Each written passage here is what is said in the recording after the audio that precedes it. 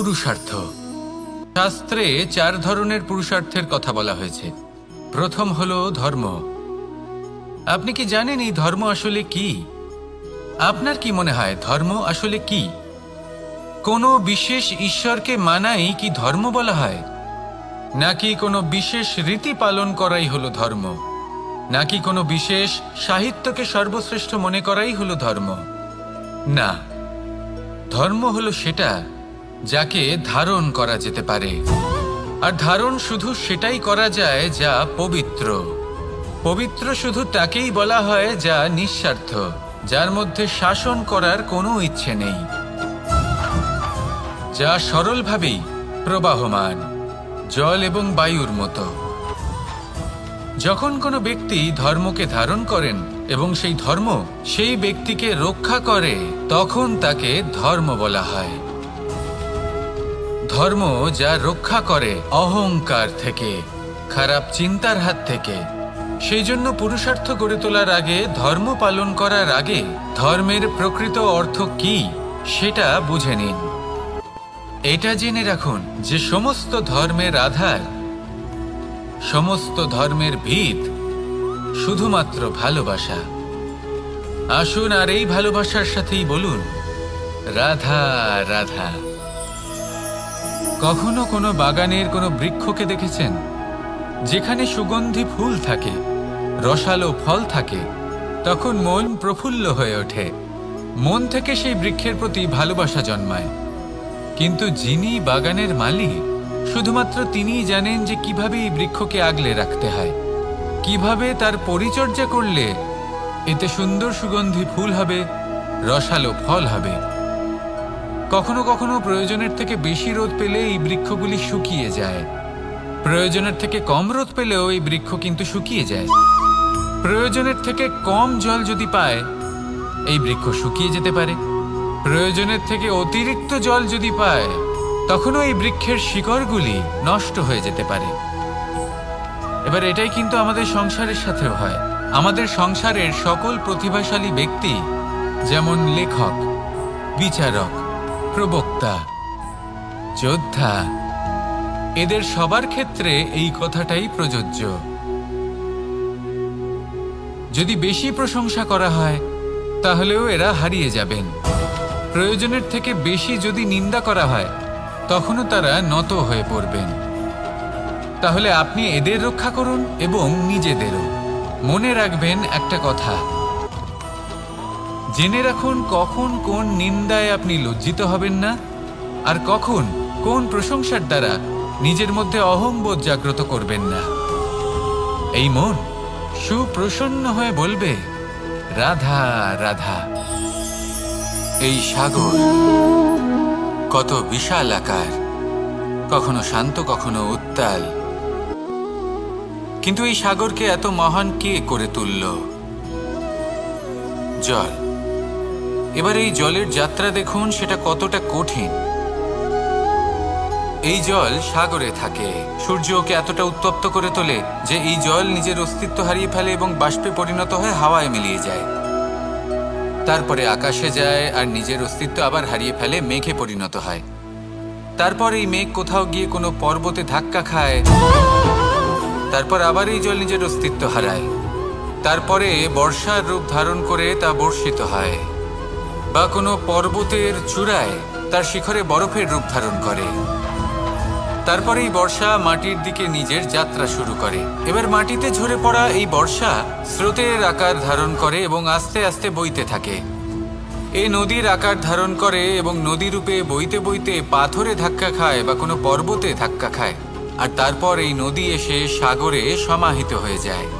নদীর এই জল আবারও নিজের অস্তিত্ব হারিয়ে ফেলে, কিন্তু এইবার সেই জল নিজেই সাগরে পরিণত হয়।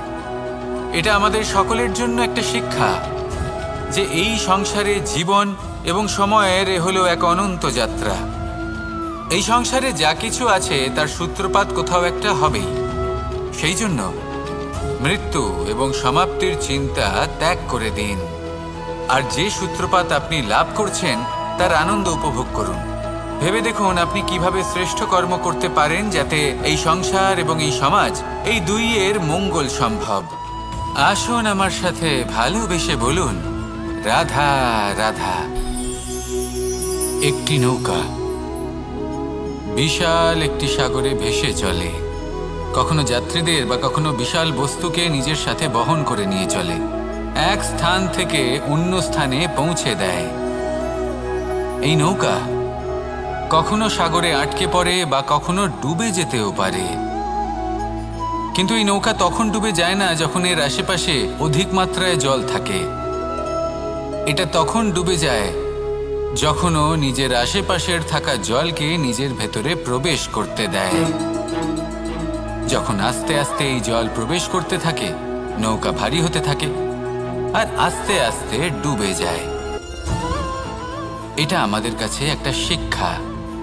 হতেই পারে আমাদের এই সংসারে, আমাদের জীবনে আশেপাশে অনেক বেশি মাত্রায় নেতিবাচক শক্তি থাকবে, ঈর্ষা থাকবে, বিদ্বেষ, ঘৃণা বা ভয় থাকবে, কিন্তু মনের এই নৌকা শুধু তখনই ডুববে যখন আপনি এই নেতিবাচক শক্তিকে নিজের ভেতরে প্রবেশ করতে দেবেন।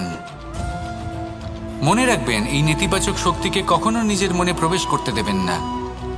প্রবেশ করলেও তাহলে যেন সে সেখানে কোনো স্থান না পায়। শুধু এই বিষয়টা খেয়াল রাখলে আপনার মনের এই নৌকা জীবনের এই সাগরে সব সময় ভেসে থাকবে আর এই মন প্রসন্ন হয়ে বলবে, রাধা রাধা। আমরা সকলে শক্তি অনুভব করতে চাই। এবার যদি আপনাকে জিজ্ঞেস করা হয় যে সবথেকে বেশি শক্তির অনুভব কোথা থেকে করা সম্ভব, তখন কেউ কেউ বলবেন পুষ্টিকর আহার গ্রহণ করলে, ব্যায়াম করলে, কেউ বলবেন ধন লাভ করলে, বন্ধুদের থেকে, পরিবারের থেকে আদি ইত্যাদি। এইভাবে আপনি শক্তির অনুভব অবশ্যই করতে পারেন, কিন্তু সবথেকে বেশি শক্তির অনুভব যদি আপনি করতে চান তাহলে তা পাবেন শুধু একতার দ্বারা, সংগঠনের দ্বারা। যদি আপনাকে উদাহরণ দিই, নিজের এই হাতটাকে দেখুন, 5টা আঙুল রয়েছে। কোনো একটা বস্তুকে নিজের একটা আঙুল দ্বারা তুলে ধরার চেষ্টা করে দেখুন, বড়ই কষ্ট হবে। তখন আপনি বুঝতে পারবেন যখন এই 5টি আঙুল একত্রিত হয় তখন কোনো কাজ কতটা সহজ হতে পারে। এটাই হলো শক্তি, একতার। সব থেকে ভালো উদাহরণ যদি আপনাকে দিই তাহলে বাঁশি। এই বাঁশি থেকে অত্যন্ত মধুর সুর নির্গত হয় যা সবার মন প্রসন্ন করে দেয়। এই কথা সত্যি, কিন্তু এই বাঁশি আমি একটা বা দুটো আঙুল দিয়ে বাজাতে পারবো না। আমাকে প্রত্যেকটা আঙুল ব্যবহার করতেই হবে, তবেই এর থেকে মধুর সুর নির্গত হবে যা সকলকে প্রসন্ন করবে, ঠিক কিনা?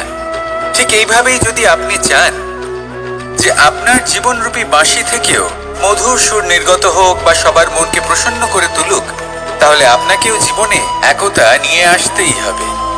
আপনি একাও কর্ম করতে পারেন, পথ চলতেও পারেন, সামনেও এগোতে পারেন, সাফল্যও লাভ করতে পারেন। কিন্তু যখন সকলে একসাথে এগোবেন, সেই পথে চলবেন, সেই কর্মই করবেন, তখন লক্ষ্যে অবশ্যই পৌঁছবেন, সাফল্য অবশ্যই লাভ করবেন। কিন্তু সেই সাফল্য এবং তার আনন্দর সংমিশ্রণটাই একটু অন্যরকম হবে। তাই জীবনে ঐক্যবদ্ধ হন, একসাথে মিলে এগোতে থাকুন আর আমার সাথে ভালোবেসে বলুন, রাধা রাধা।